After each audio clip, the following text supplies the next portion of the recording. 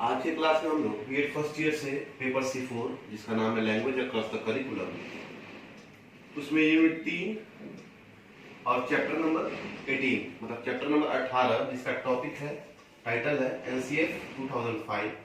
इसी को आगे देखेंगे, जिसमें हम लोग को देखना है कि प्रिंसिपल्स ऑफ एनसीएफ 2005 क्या है, यानी कि एनसीएफ 2005 का सिद्धांत क्या है। तो एनसीएफ 2005 के कुछ महत्वपूर्ण सिद्धांत है, जिन सिद्धांतों पे वह काम करता है, या हम कह सकते हैं कि जिन सिद्धांतों के लिए या जिस पर्पस के लिए वह बना है वह मुख्य रूप से इस प्रकार है। जैसे पहला, बाल केंद्रित शिक्षा का सिद्धांत। यहाँ पे बाल केंद्रित शिक्षा, एनसीएफ 2005 के अंतर्गत एक बात कही गई है जिसमें बाल केंद्रित शिक्षा को मुख्य रूप से लागू करने की बात कही गई है। बाल केंद्रित शिक्षा से तात्पर्य है एक ऐसा शिक्षा प्रणाली जिसमें सब्जेक्ट या टीचर को प्रमुख नहीं मान के चाइल्ड, बच्चों को प्रमुख माना गया है।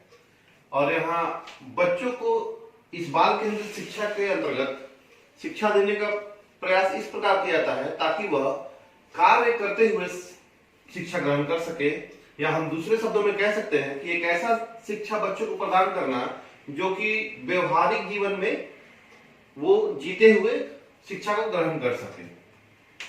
तो एनसीएफ 2005 में ऐसा प्रारूप किया गया है कि बच्चों को बाल केंद्रित शिक्षा के अंतर्गत रखा जाए। अर्थात बाल केंद्रित शिक्षा में हम ये भी कह सकते हैं कि बाल केंद्रित शिक्षा में बच्चों के स्तरानुकूल सिलेबस होना चाहिए, बच्चों के स्तरानुकूल टीचर होना चाहिए, बच्चों के स्तरानुकूल पाठ्यक्रम होना चाहिए। तो एनसीएफ 2005 का यह एक प्रमुख सिद्धांत हम लोग कह सकते हैं। दूसरा है मानवता का सिद्धांत। मानवता के सिद्धांत से तात्पर्य है, चूंकि एनसीएफ 2005 क्लास 1 से क्लास 12 तक के बच्चों के ऊपर पाठ्यक्रम का निर्माण करती है, तो पाठ्यक्रम का निर्माण ऐसा किया जाना चाहिए जिसमें मानवता को बल मिले। मानवता से तात्पर्य है कि बालकों में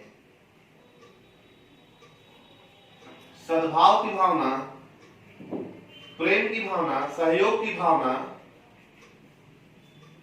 नैतिकता की भावना, ये सब भावनाएं बच्चों में समाहित हो सके, तभी एनसीएफ 2005 का उद्देश्य पूर्ण होगा और वो अपने सिद्धांत पे काम करेगा। थर्ड जो पॉइंट है वह है एकता का सिद्धांत। एकता का सिद्धांत से तात्पर्य है, क्योंकि भारत एक अखंड राष्ट्र है और यहाँ पे सारे राज्य मिलकर एक राष्ट्र का निर्माण करते हैं, और एकता से तात्पर्य है चूंकि भारत अखंड राज्य होते हुए एक धर्मनिरपेक्ष राष्ट्र भी है, और धर्मनिरपेक्षता की जब बात आती है तो वहां पे बहुत सारे धर्म एक जगह रहने का काम करते हैं, और जब बहुत सारे धर्म एक जगह रहने का काम करते हैं तो जाहिर सी बात है कि बहुत सारे विचारधाराएं भी आपस में टकराएंगी, आपस में समायोजित नहीं हो पाएंगी। तो वहां पे एकता का काम अति आवश्यक है।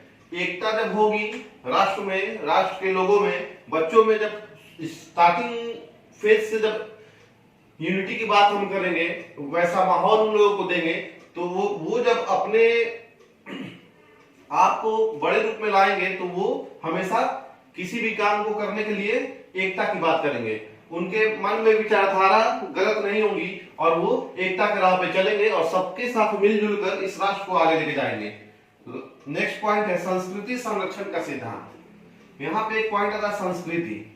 संस्कृति से तात्पर्य है हमारी परंपरा, हम किस परंपरा में जीते आ रहे हैं, हमारा रहन सहन क्या है, हमारा खान पान क्या है, हमारा त्योहार क्या है, हमारा वेशभूषा क्या है।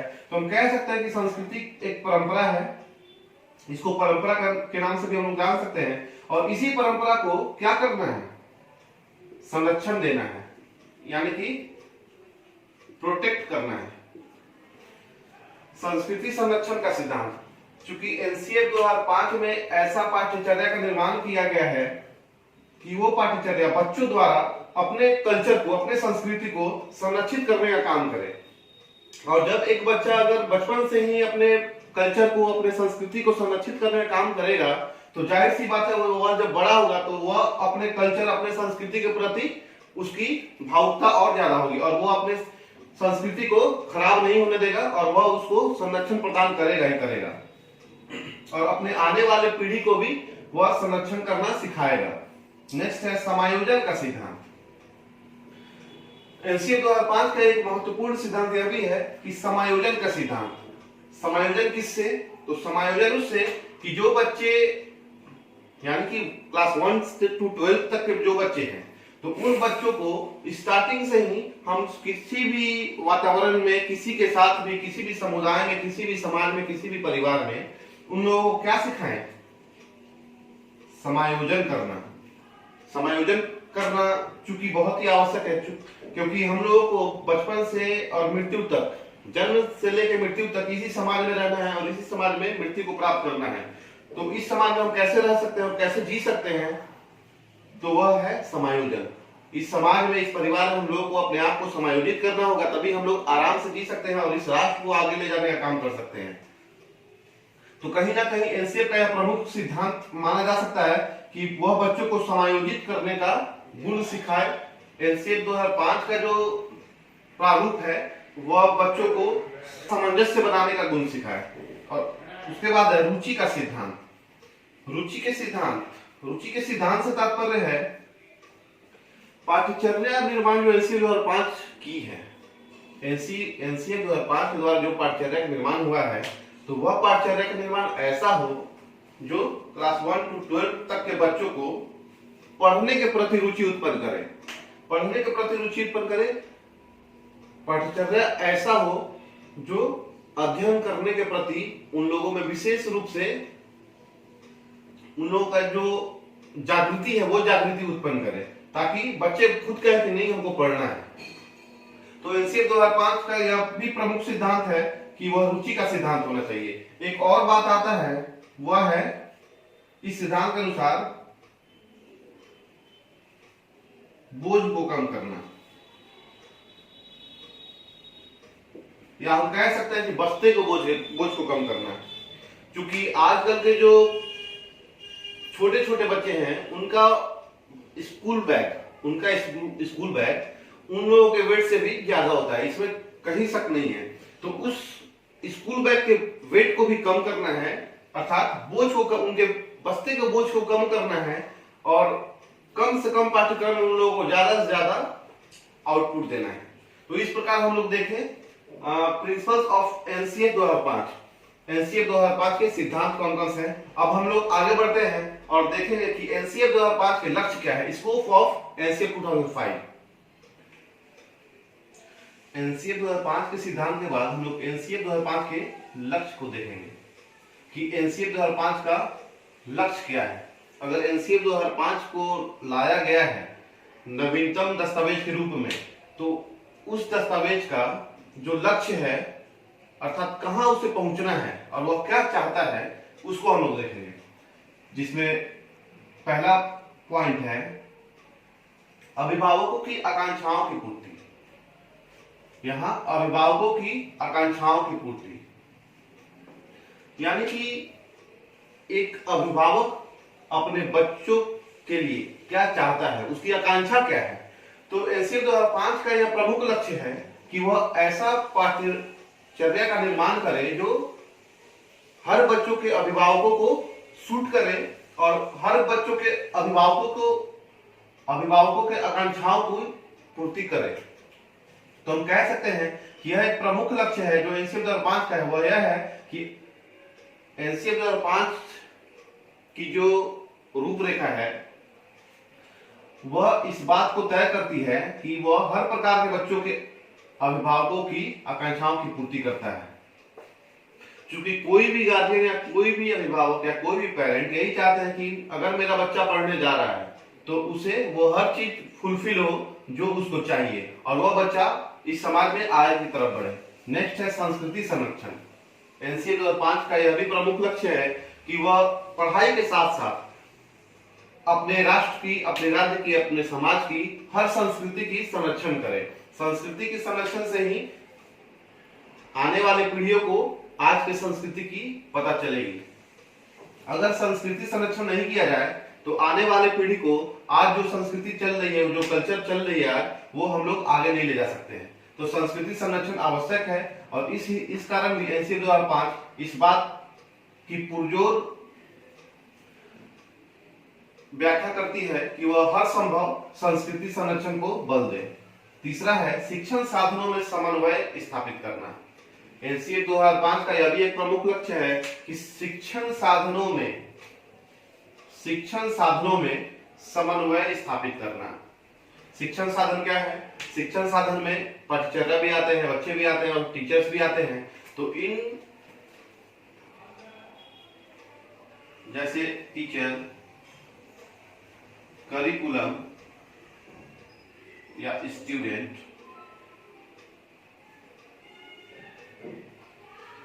तो एनसीए 2005 का भी प्रमुख लक्ष्य है कि इन तीनों में शिक्षक, छात्र और पाठ्यचर्या तीनों में समन्वय स्थापित करें। समन्वय से मतलब है कोऑर्डिनेशन बनाए रखें, तालमेल बनाए रखें। क्योंकि अगर तीनों में तालमेल होगा तभी शिक्षण कार्य पूरा हो पाएगा। अगर ये तीनों में तालमेल नहीं बने तो शिक्षण कार्य कभी भी पूरा नहीं हो सकता है। तो एनसीए 2005 का यह प्रमुख लक्ष्य है कि वह शिक्षण साधनों में समन्वय स्थापित करे, कोऑर्डिनेशन बना के रखे, ताकि शिक्षण कार्य अच्छे तरीके से पूरा हो सके। नेक्स्ट है स्तरानुकूल शिक्षण विधियां। स्तरानुकूल शिक्षण विधियां जैसे लास्ट क्लास में ही मैंने बताया है कि स्तर के हिसाब से शिक्षण देना। क्लास 1 to 12 तक एनसीए पाठ्यचर्या का निर्माण करती है, तो उसमें यह बात क्लियर किया गया है कि किस स्तर मतलब किस कक्षा में किस शिक्षण विधि का प्रयोग करना उचित है और उसी स्तर के हिसाब से शिक्षण विधियों का प्रयोग किया जाना चाहिए, ताकि बच्चे को एक प्रभावशाली शिक्षण प्राप्त हो सके। नेक्स्ट है शिक्षकों में आत्मविश्वास। अगर एनसीए 2005 की बात करें या अगर अपने कॉमन सेंस से भी बात करें, तो जब तक एक शिक्षक में आत्मविश्वास नहीं होगा तब तक वह प्रभावशाली शिक्षण कराने में असमर्थ है। तो हम कह सकते हैं कि एनसीए 2005 का प्रमुख लक्ष्यों में एक है कि शिक्षकों में यानी कि ऐसा पाठ्यचर्या निर्मित किया जाए जो शिक्षकों में आत्मविश्वास पैदा करे, जो शिक्षकों में आत्मविश्वास जागृत करे, ताकि वह बच्चों को ज्यादा से ज्यादा अच्छे तरीके से शिक्षण करा सके और बच्चे उस शिक्षण का लाभ लेके अपने आप को इस समाज में स्थापित कर सके। नेक्स्ट है राष्ट्र का विकास। क्योंकि आज के बच्चे ही कल के देश के भविष्य हैं, तो कहीं ना कहीं बच्चों का भविष्य और बच्चों का शिक्षा किससे जुड़ा हुआ है? राष्ट्र के विकास से। तो अगर एनसीए 2005 के हिसाब से चला जाए तो इसका यह लक्ष्य है कि बच्चों को इस प्रकार से शिक्षा ग्रहण करवाया जाए जो राष्ट्र के विकास में काम है, राष्ट्र को और भी डेवलप करे। उसके बाद विद्यार्थियों का सर्वांगीण विकास। विद्यार्थियों का सर्वांगीण विकास यह एनसीए 2005 का एक बहुत ही महत्वपूर्ण लक्ष्य है, जो सीधा विद्यार्थियों का सर्वांगीण विकास पे जोर देता है। सर्वांगीण विकास से तात्पर्य है कि किसी एक विद्यार्थी या सभी तरह के विद्यार्थियों का सर्वांगीण विकास, जिसमें उनका सामाजिक विकास भी होगा, शारीरिक विकास भी है, राजनीतिक विकास भी है, नैतिक विकास भी है, आध्यात्मिक विकास भी है। इस प्रकार से और भी बहुत सारे विकास हैं जिसमें एनसीए 2005 सीधे तौर पे बल देता है। उसके बाद हम लोग देखेंगे सामाजिक एकता। क्योंकि हर बच्चा किसी न किसी समाज से जुड़ा हुआ होता है और वह जिस भी समाज में जुड़ा हुआ होता है, भारत एक धर्मनिरपेक्ष राष्ट्र होने के कारण यहाँ पे अनेकों प्रकार के जाति धर्म के लोग रहते हैं और वह इसी समाज में जीवन यापन करते हैं। तो उस समाज में विभिन्न प्रकार के विचारधाराओं के लोगों के आने के बाद भी ऐसा एनसीएफ के द्वारा पाठ्यचर्या का निर्माण किया गया है कि किसी के द्वारा किसी के भी धर्म या जाति को ठेस नहीं पहुंचे और सारे लोग चाहे वह किसी भी धर्म या जाति के हो, एक दूसरे के साथ मिलकर रहें, प्रेम और सद्भाव के साथ रहें। तो एनसीएफ 2005 इस बात पे भी जोर देता है कि सामाजिक एकता का निर्माण हो, और जब सामाजिक एकता का निर्माण होगा तभी एक अच्छे राष्ट्र का निर्माण होगा। अगर समाज में ही आपस में द्वेष हो, कलह हो, तो एक अच्छे राष्ट्र का निर्माण कभी भी नहीं हो सकता है। तो कहीं ना कहीं एनसीएफ 2005 एक अच्छे राष्ट्र के निर्माण के लिए सामाजिक एकता को बल देने का काम करती है। उसके बाद है विद्यार्थियों के रुचि का विकास। विद्यार्थियों की रुचि के विकास से तात्पर्य है, क्योंकि ये जरूरी नहीं है कि हर बच्चा शिक्षा के प्रति ही रुचि उत्पन्न करे, और शिक्षा के अंदर बहुत सारे, उसको क्या कह सकते हैं हम, शिक्षा के अंदर बहुत सारे विचारधाराएं हैं। तो ये बात नहीं कहा जा सकता कि सब बच्चे सब विचारधाराओं को माने, और एनसीएफ 2005 का यह लक्ष्य है कि विद्यार्थियों के अंदर अध्ययन करने का, शिक्षा प्राप्त करने का रुचि उत्पन्न कर सके। रुचि उत्पन्न होगा तभी वह बच्चा शिक्षा ग्रहण करेगा, और शिक्षा ग्रहण करेगा तभी वह बच्चा अपने आप को इस समाज में, इस राष्ट्र में स्थापित कर पाएगा। नेक्स्ट है और लास्ट, मानव मूल्यों का विकास। मानव मूल्यों का विकास, मानव मूल्यों का विकास, मानव मूल्यों का विकास से तात्पर्य है, मानव मूल्य का बात किया गया है। मानव मूल्य से तात्पर्य है कि मानव में सबसे पहले मानवता का भाव होना चाहिए, जिसमें प्रेम, सद्भाव, सहयोग इत्यादि बातों का समावेशन होना चाहिए। तो एनसीएफ 2005 का यह प्रमुख लक्ष्य है कि वह बच्चों में मानवता के प्रति दृष्टिकोण रखे और उन लोगों के अंदर प्रेम, सहयोग, सद्भाव को जागृत करने का काम करे।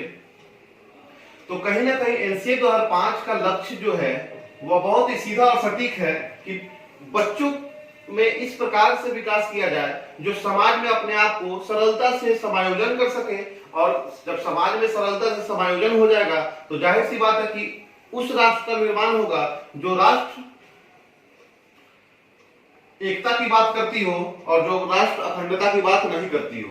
और एक अच्छे राष्ट्र का निर्माण ही इस पूरे विश्व में अपने आप को यह सिद्ध करेगा कि वह राष्ट्र सब विश्वों में जितने भी राष्ट्र हैं उन सब राष्ट्र में एक अलग छवि प्रदान कर रही है। तो इस प्रकार से हम लोगों ने एनसीएफ 2005 को समाप्त किया। और एनसीएफ 2005 की अगर बात करें तो इसमें हम लोगों ने कौन कौन सा मुख्य बिंदु देखा है, उसको हम लोग एक नजर देख लेते हैं। तो हम लोग क्या क्या देखे हैं, सबसे पहले एनसीएफ 2005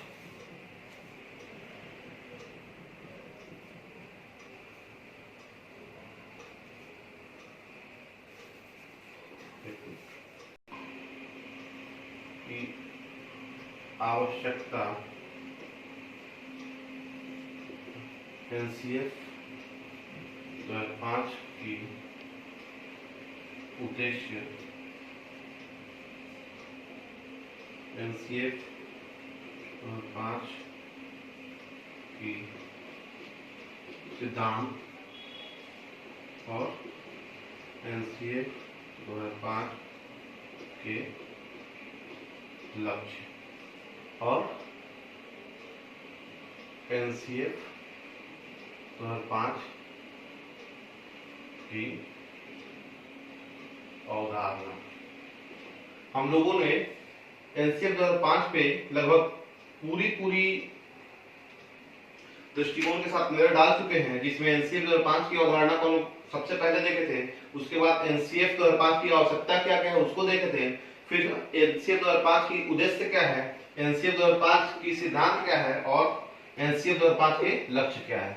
तो एनसीएफ चूंकि बहुत ही इंपॉर्टेंट चैप्टर है और यह चैप्टर, इस चैप्टर के बीच से हमेशा एग्जामिनेशन में रिपीट होता ही होता है। वह चाहे यूनिवर्सिटी का एग्जाम हो या कॉम्पिटिटिव एग्जाम में तो जरूर रिपीट होता है। उसमें जैसे जो भी एब्रिविएशन है एनसीएफ, इसका फुल फॉर्म, तो इसका ही सिर्फ फुल फॉर्म नहीं, फुल फॉर्म जिसका भी आए उसको याद करना फायदेमंद साबित होगा। तो एनसीएफ का क्या है, एनसीएफ का नेशनल करिकुलम फ्रेमवर्क। जैसे कुछ एग्जाम में बेसिकली स्टार्ट क्वेश्चन यही रहता है कि एनसीएफ का फुल फॉर्म क्या है। तो अगर समग्र दृष्टिकोण से हम लोग देखें तो एनसीएफ एक महत्वपूर्ण चैप्टर है, और इस चैप्टर के अंतर्गत जितनी भी बारीकियां हैं, जैसे आवश्यकता, उद्देश्य, सिद्धांत, लक्ष्य, ये सब चीजों पे ध्यान होना जरूरी है, जो एग्जाम में हम लोगों को लाभदायक सिद्ध होगा। इस प्रकार हम लोग चैप्टर 18 कंप्लीट किए। नेक्स्ट क्लास में हम लोग दूसरे चैप्टर को देखेंगे। Thank you.